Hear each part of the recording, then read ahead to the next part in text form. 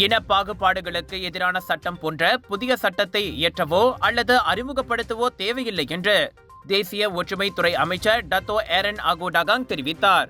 இனங்களுக்கிடையில் உறவுகள் பேணப்படுவதற்கு போதுமானதாக கருதப்படும் தற்போதைய சட்டங்களின் அமலாக்கத்தை அதிகரிப்பதே போதுமானது என்று அவர் சுட்டிக்காட்டினார்.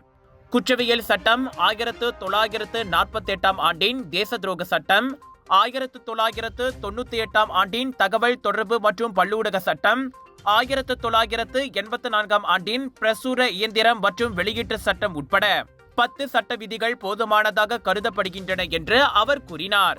வேண்டுமென்றே எந்த ஒரு செயலையும் தூண்டுவது அல்லது இன மற்றும் சமய ஒற்றுமையை சீர்குலைக்கும் எந்த ஒரு அறிக்கையையும் வெளியிடும் எவரும் அது தொடர்பான சம்பந்தப்பட்ட சட்டத்தின்படி விசாரிக்கப்பட்டு வழக்கு தொடர முடியும்.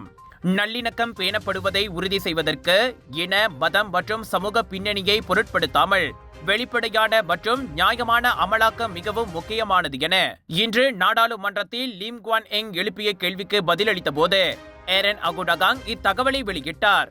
அரசியல் கட்சி தலைவர்கள் மற்றும் இனத்து வேஷம் கொண்ட தனிநபர்களிடையே அதிகரித்து வரும் நடவடிக்கைகளை தடுக்க இனப்பாகுபாடு எதிர்ப்பு சட்டம் இயற்றப்படுமா என்று லிம் கேள்வி எழுப்பியிருந்தார்.